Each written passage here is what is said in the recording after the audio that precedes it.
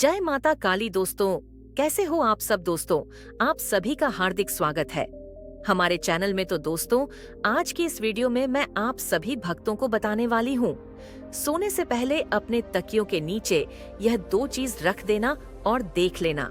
काली माता की साड़ी शक्ति आप लोगों को इस रातों रात प्राप्त हो जाएगी जब आप लोग सोने से पहले अपने तकिए के नीचे यह चीज रखोगे जो मैं आपको इस वीडियो में बताने जा रही हूँ। तो चलिए दोस्तों, मैं आपको पूरी जानकारी के साथ बताऊंगी कि क्या चीज है जो आपको अपने तकिए के नीचे रखकर सोना है। यानी कि आपको रात के समय जब आप सोएंगे तो जिस तकिए पे आप सोते हैं उसके नीचे रखकर आपको तकिए के ऊपर सोना है और रात में ही देख लेना। माता काली आपको दर्शन देगी और दर्शन देने के साथ साथ आप लोगों को माता काली की साढ़ू भी खुद प्राप्त हो जाएंगी। जब आप लोग इस कार्य को करेंगे, अपने तकिया के नीचे यह दो चीज रखकर सोएंगे, तो माता काली की जो शक्ति है खुद इस चीज से खींची चली आएगी आप लोगों के पास। तो चलिए दोस्तों, मैं आपको पूरी जानकारी इस वीडियो में बताने जा रही हूँ, पर बताने से पहले मैं आप सभी से रिक्वेस्ट करना चाहती हूँ, अगर आप हमारे चैनल पर नए हो तो चैनल को लाइक, शेयर, सब्सक्राइब और कमेंट जरूर कर दें, क्योंकि इस चैनल पे आपको ऐसी जानकारी सबसे पहले मिलने वाली है जो जानकारी आपको कहीं भी आज तक नहीं मिली होगी। तो चलिए दोस्तों, मैं आप सभी को बता देती हूँ, सोने से पहले आपको इस कार्य को करना होगा और कार्य यह करना है कि आपको अपने तकिए के नीचे, यानी कि जिस तकिए पर आप शुरू से सोते हो, जो तकिया आपका खुद का हो, उसके नीचे आप लोगों को यह दो चीज रखनी होगी। तो जैसे ही आप यह दो चीज रखेंगे तो आपको रात के कम से कम 3 से 4 बजे के बीच में आप लोगों को माता काली दिखने लगेगी। जैसे ही आपको माता काली दिख जाएगी, चाहे वह रियल में दिखे, चाहे वह आपको सपना के मध्य में दिखे, जैसे भी दिखेगी जरूर। और जैसे ही समझ लो माता काली दिखे तो आपको शक्ति प्राप्त हो जाएगी। अगर आपको माता काली नहीं दिखेगी तो समझ लो कि अभी माता काली की शक्ति आपको प्राप्त नहीं हुई है। तो ये होता है असली अर्थ। ठीक है, जो मैंने आपको बताया है, इसके जरिए आप लोग माता काली की साड़ी शक्ति को, जो शक्ति माता काली के पास विराजमान होती है, जैसे कि योगिनी शक्ति हो गई, भूत प्रेत की शक्ति, अभी माता काली की सेवा में विराजमान रहती है। 3 लोगों की शक्तियां भी माता काली की सेवा में विराजमान रहती हैं। दुर्गा माता है, वैष्णो माता है, शेरा वाली है, सरस्वती माता है, साड़ी माता काली के साथ ही विराजमान रहती है। तो आप लोगों को जितनी साड़ी माता काली के साथ शक्तियां रहती है, वह साड़ी की साड़ी शक्ति आपको प्राप्त हो जाएगी जब आप लोग अपने सोने से पहले अपने तकिया के नीचे यह दो चीज रखकर सोएंगे। ठीक है, तो आपको मैं बता देती हूँ क्या चीज है। वह आपको 11 लौंग लेनी है। ठीक है, सबूत वाली लौंग लेनी है, टूटी हुई लौंग मत लेना, कि किसी भी चीज में कभी भी टूटी हुई लौंग नहीं चढ़ाई जाती है। हमेशा हर चीज में सबूत लौंग चढ़ाई जाती है जिनके ऊपर फूल बना होता है। ठीक है, वो वाली लौंग ले लेनी है। आपको 11 लौंग ले लेनी है और उसके साथ साथ आपको ले लेना है एक नींबू, तो 1 नींबू ले लेना है और 11 लौंग ले लेनी है। अब उसमें से 11 लौंग में से आपको 7 लौंग नींबू के अंदर डालनी है और आपको अब बची हुई लौंग, मतलब 7 हमने उसमें से ले ली, तो हमारे पास बची 4 लौंग। अब 4 लोगों को आपको अपने तकिए के नीचे रख देना है, एक साथ, मतलब जोड़े में रखना है। और जो 7 लौंग है वो तो आपने नींबू में डाल दी और नींबू को भी आपको अपने तकिए के नीचे रख देना है। और रखने से पहले आपको इन दोनों चीजों को लेकर हाथ में आपको माता काली के मंत्र का जप करना है। जैसे कि माता का काली का मंत्र है, ओम जयंती मंगल काली भद्र काली दुर्गा क्षमा धात्री स्वाहा सदा नम तुते, यह वाला मंत्र है। ठीक है, यदि इस मंत्र को आप जल्दी से ना याद कर पाओ तो यह वाला बोल देना, ओम क्रीम काली के नमः। यह 2 मंत्र है। इन दोनों मंत्र में से एक मंत्र बोलकर आप लौंग को अपने तकिए के नीचे रख देना है। आपको यह कार्य जो मैंने अच्छे तरीके से आपको बताया है, अब आगे क्या करना है? आपको अब बह रख के आपको सीधा सो जाना है, वहां से उठना नहीं है, बिल्कुल भी नहीं उठना। अगर आपको टॉयलेट जाना हो तो आप उठे वरना ना उठे, मतलब कि जैसे कोई कम वाम करना हो या फिर वैसी चीज से ना उठे।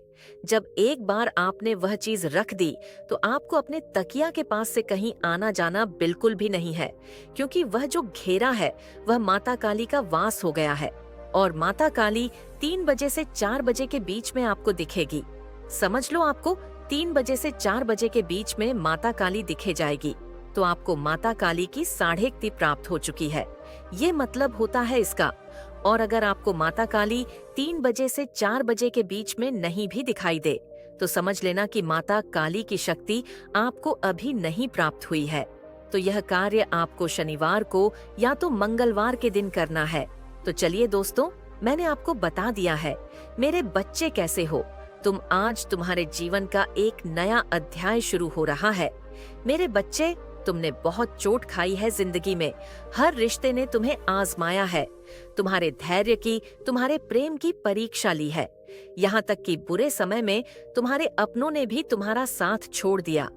वैसे तो पिछले 6-7 वर्षों से तुम संघर्ष कर रहे हो, परेशान हो, परंतु अंतिम 1 वर्ष तुम्हारे जीवन के सबसे कठिन समय रहे हैं। बहुत कुछ छूटा, तुमसे कुछ रिश्तों को तुमने हमेशा के लिए खो दिया। तुम्हारा करियर बनते बनते रह गया। लोगों ने भी अपनी कड़वी बातों से तुम पर खूब प्रहार किया। तुम्हारा मन वैसे भी बहुत अशांत है, क्योंकि जो तुम इतने समय से करने का प्रयास कर रहे हो उसमें तुम्हें अब तक सफलता नहीं मिली। उस पर लोगों के व्यंग भरे ताने और पारिवारिक तनाव के कारण तुम भीतर से दुख है, तनाव है। किंतु यह इस बात का प्रतीक है कि तुम्हारा जीवन दूसरों से अलग है। जिस कार्य के लिए मैंने तुम्हें चुना है उसे करना तो दूर सोचने की भी क्षमता दूसरे लोगों में नहीं। जब भी जीवन में कोई बड़ा संकट आए तो यह मत सोचना कि तुम्हारी माता ने तुम्हें दंड दिया है, बल्कि यह विश्वास रखना कि तुम्हारी माता की नजर हर पल तुम पर ही है। मेरे बच्चे, तुम्हें पीड़ा में देखकर मुझे भी पीड़ा होती है। मैं चाह तो क्षण भर में तुम्हारे दुख मिटा सकती हूँ, तुम्हारी स्थिति बदल सकती हूँ, परंतु तुम्हारा जीवन उद्देश्य बहुत बड़ा और विशेष है। मेरे बच्चे, जिस पद को तुम ग्रहण करने वाले हो उसे संभालने के लिए, उसकी गरिमा बनाए रखने के लिए तुम्हें बहुत कुछ सीखने, समझ और बहुत सारे अनुभवों की जरूरत है। बहुत बार गिरना संभलना पड़ेगा, किंतु तुम चिंता मत करो, मैं हूं ना तुम्हें संभालने के लिए। मेरे बच्चे, आज मैं बहुत खुश हूँ, क्योंकि तुमने अपने जीवन के सबसे कठिन कम पड़ाव को पार कर लिया है।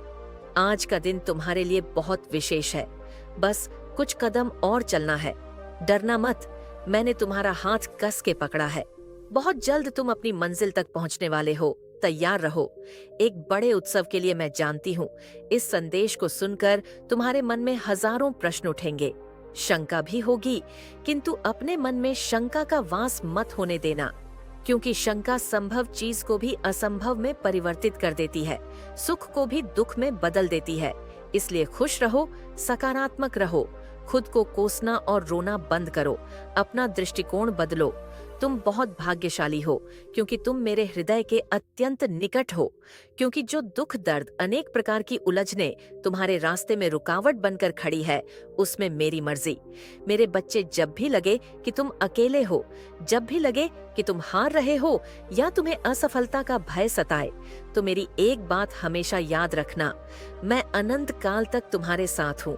श्रद्धा और धैर्य ही जीवन की एक महत्वपूर्ण निधि है, इसे तुम कभी खोने न देना। भरोसा रखना अपनी माता पर कि मैं जो करूंगी तुम्हारे लिए कल्याणकारी होगा। मेरे बच्चे, मैं तुमसे केवल इतना कहना चाहती हूँ, सब्र रखो, यह मुसीबत भरे दिन गुजर जाएंगे, और जो लोग आज तुम पर हंसते हैं वह कल तुम्हें देखते रह जाएंगे। होगा, उसे भी यह पता है कि तुम्हारा यकीन फिर से जितना इतना आसान नहीं होगा उसके लिए, पर पहले उसे यह तो एहसास हो कि उसने गलत क्या किया है, क्योंकि वह तो आज भी अपने घमंड में इतना चूर है कि उसे लगता है कि उसने तो कुछ भी गलत नहीं किया है। तुम्हें कोई बात बुरी लगी और तुम उससे से दूर हो गए। तुमने उसे समझाने का एक मौका भी नहीं दिया, और जब तक वह तुम्हें गलत समझता रहेगा वह रिश्ते को कभी ठीक नहीं कर पाएगा। अगर उसे सच में तुमसे माफी चाहिए तो तुम्हें उसकी आंखों में पछतावा देखना होगा।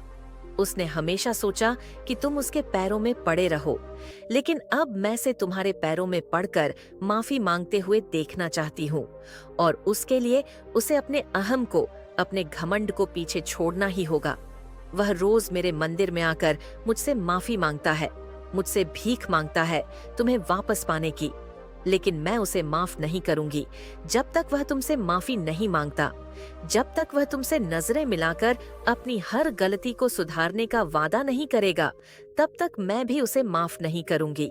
उसने दुख तो तुम्हें दिया है, तो माफी भी उसे तुमसे ही मांगनी पड़ेगी, और उसके लिए उसे अपने ईगो को पीछे छोड़ना ही होगा। अगर वह सच में तुम्हें अपने जीवन में वापस लाना चाहता है, तो उसे अपनी सच्चाई साबित करनी होगी, और इस बार कदम उसे उठाना पड़ेगा। तुम्हारी तरफ इस बार उसे खुद को सही साबित करना होगा, तभी उसे वह माफी मिलेंगे। ओम नमः शिवाय। इस महीने में और अपनी बातों से तुम लोगों को अपनी तरफ आंख करोगे।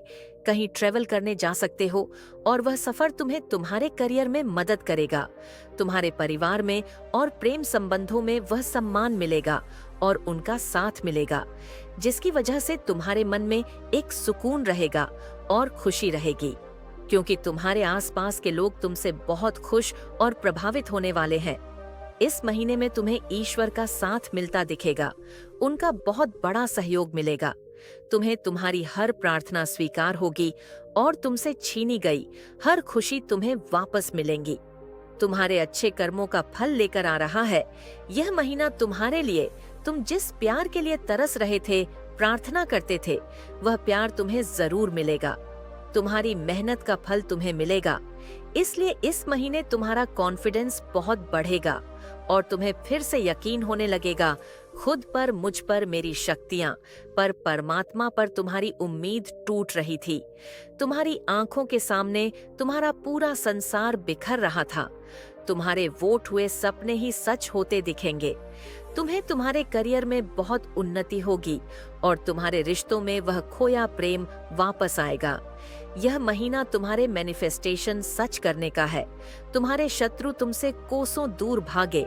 कोई तुमसे ना झूठ बोल पाएगा, ना तुम्हारे साथ धोखा कर पाएगा। ब्रह्मांड तुम्हें इतना सपोर्ट करे एल। इस महीने में मेरी शक्तियां तुम्हारी रक्षा करेगी। तुम्हारी स्पिरिचुअल ऑफ किनिंग की वजह से तुम्हें पहले से ही लोगों के षड्यंत्र का आभास हो जाएगा। फरवरी के महीने में तुम्हारी आत्मा को सुकून मिलेगा। मेरे बच्चे, एक भी सेकंड के लिए अपने दिमाग को खाली मत बैठने देना। खुद के रिश्तों पर, खुद के ऊपर और अपने करियर पर फोकस करना, क्योंकि तुम्हारे छोटे प्रयास से भी इस महीने में बड़े बड़े रिजल्ट्स मिलेंगे। इसलिए बस बैठकर सोचते मत रहना। जो भी आइडियाज मिले उन पर काम जरूर करना। सफलता मिले या ना मिले, ये सब कुछ मुझ पर छोड़ देना। रिसाल के बारे में मत सोचना। इस महीने तुम्हें पैसे पैसा बना सीखना है, नए लोगों से मिलना है, उनके साथ अपने जीवन के उद्देश्य पर काम करना है, क्योंकि इस पू तुम्हारे अंदर। इसलिए इस ऊर्जा का पूरा फायदा उठाना। बस अपने स्वास्थ्य का थोड़ा ध्यान रखना। अपनी दिनचर्या, खाने पने का ध्यान रखन। तुम्हें पेट संबंधी समस्याओं का सामना करना पड़े, पर अंत में सब ठीक होगा। बस तुम्हें थोड़ा ध्यान रखने की जरूरत है, लोग तुम्हें गलत समझे। कार्य क्षेत्र में मसूरंडी थोड़ी अनबन हो सकती है, लेकिन वक्त के साथ सारे मनमुटाव ठीक हो जाएंगे। इसलिए जल्दबाजी में और क्रोध में कोई निर्णय मत लेना। जब भी मन शांत हो, क्रोध आए, पानी पीना और थोड़ी देर के लिए उन लोगों से दूर चले जाना। बाहर खुली हवा में जाना, टहलना, उससे तुम्हारा मन शांत हो जाएगा। फिर जाकर किसी से बात करना।